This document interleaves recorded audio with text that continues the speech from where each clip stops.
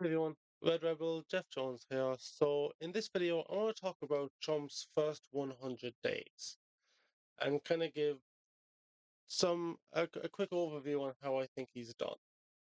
Now, before we get into it, please like and share this video to give it a boost. First off, I kind of get the sense that the Trump administration they're kind of in a rush a bit. I think he's done generally kind of well, but I do think it has led to some missteps I think he probably wouldn't have made had he taken it a bit more slowly, had he not bitten so head first into things. So first I think it's really to talk about kind of one of his main things, and that was immigration. I think he's doing pretty well, especially with the deporting of MS-13. He's gonna really gone after them, but also kind of bringing up the laws and enforcing the laws around immigration, which the Biden administration clearly wasn't doing. One area I think he did kind of get wrong was I don't think he needed to use the Alien Enemies Act, which kind of got him hit by the courts a bit.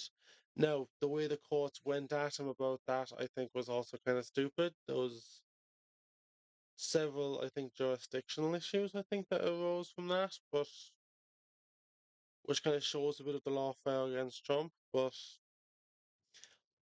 I don't think he needed to use the Alien Enemies Act to do that. He, I think he actually had the power anyway.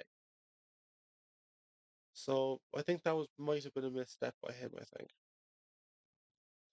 Next up, I'll talk about immigration. And this is something I think he kind of mistimed a bit because when it comes to the use of tariffs, which was his big thing, the tariffs would work generally if the economy is I don't think the US economy that he inherited from Biden was really strong enough to deal with such wide ranging tariffs. I think this is kind of one of his bigger missteps here, I think.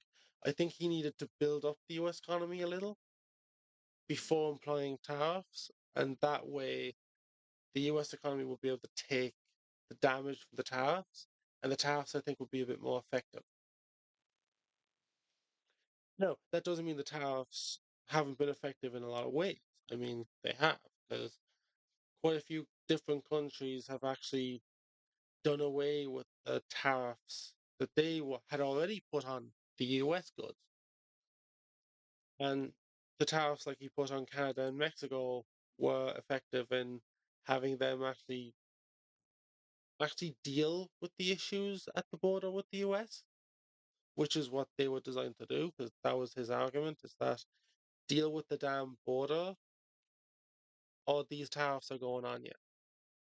So I think he's done well in kind of specific targeting of tariffs, but I think he's with the wide ranging tariffs, I think he's got that a bit wrong. I think he mistimed that a bit. So mostly I think he's actually done quite well. Um, I think one of his bigger ones was the reversing of Biden's Title IX executive order, which basically was in terms of dealing with do trans people have Title IX protections in the gender they claim to be. And again, the Biden interpretation of that was they do, which I think, especially when it comes to the recent Supreme Court case in the UK, I think it kind of really shows that. It's a great example of why it really needs to be biological sex. Like, those kind of equality laws should be based on that. Because then otherwise it doesn't really make sense. Next up, I want to deal with Musk for a second. So I think in terms of shrinking government, in terms of getting at the root of corruption and kind of overspending and waste, I think what Musk is doing is generally pretty good. Again, kind of what I was saying earlier in terms of the Trump administration, I think he's rushing it a bit. Like, I think he needs to slow down a little in order to be a bit. I think in some cases he's a bit too broad and he needs to be a bit more pinpointed. But I think generally he's doing a pretty good job because there's a lot of waste where you're just shaking your head going, why was the government paying for that? A good example was the US AID. They found, I think it was like $70,000 went to a stage play in Ireland promoting diversity, equality, sorry, equity, not equality, and inclusion in Ireland. Like, we've enough of that crap here already. We don't need your money making it worse, guys.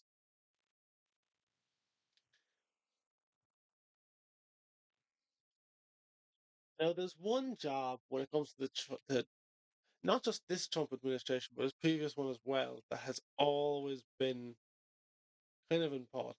That was the press secretary. And I will say this, Caroline Levitt, who is Trump's press secretary, is doing an amazing job. I also think it's actually quite interesting the new media seat that they've introduced, where media organizations like the Daily Wire, like Tim Pool, get a chance to come and ask questions. It's actually really important. And actually, I think Tim Pool, when he went, had a really good question because he brought up kind of what are the hoaxes that the media have brought up. And in particular, he was talking about the most recent one, which was the Maryland man hoax, which I actually can't remember the guy's name, I will admit. But basically, there's a guy in Maryland who is, and it has been deemed by two federal court judges that he is a member of MS-13, he is not a legal citizen in the US, and Trump deported him. Yeah, you get a lot of the activists going, he's just a US citizen that Trump just kicked out. If he can do that to him, he can do that to anyone that disagrees with him. But it's like, again, it's a way of them trying to paint Trump as a tyrant when it's like he's kicking out a gang member who. This was a weird one too, because he's not the kind of role model you should really be propping up in this case. Because yes, he wasn't a citizen and he wasn't a gang member. But it was quite clear that his wife was actually quite afraid of him. Because I'm not sure if it's still there, but she did get a restraining order issued against him. I'm not sure if it's still in effect or if it has lapsed, but it's definitely like and she's actually come out and you can I will say because I've watched that. It's almost like she's being kind of coerced into making those statements, defending him. It's like, hang on, you wish and saying that he's a great dad, a great partner, a great person. It's like, hang on, you got a restraining order out against him. Doesn't really show him to be that great. So that was an interesting immigration issue. But there's been several, I will say. But yeah, going back to the whole press thing, Tim Pool called that out. And the media frenzy about how, oh, it was a softball question because basically it allowed Colin Levitt to kind of go at the media. But it's like, he's calling you out for your bullshit here. Because it wasn't just that he brought up. He brought up the Covington High School hoax and the Very Fine People hoax, which are quite infamous now because it just shows you how bad the media lies about Trump and about kind of his policies and what and how he does things. So I do think Caroline Levitt is doing a really good job, and I hope she continues to. I think overall, I do think Trump needs to. I would say I think he needs to slow down a little bit. He's in too much of a rush to get everything done. So it's almost like his term is only 2 years long, not 4 years long. Now I know a lot of people are kind of going, the reason he's rushing is because he's not confident. He doesn't have the confidence, so he doesn't think that he'll maintain control of the House and the Senate after the midterm elections, which is a fair enough argument, I think. But it's like, I think if he wants to do it right, I think he needs to slow down a bit. And overall, in his first 100 days, I think he's done well. Some missteps, but that can be expected. I do hope the rest of his term in office is either is a bit better than or at the same level of kind of quality, I think.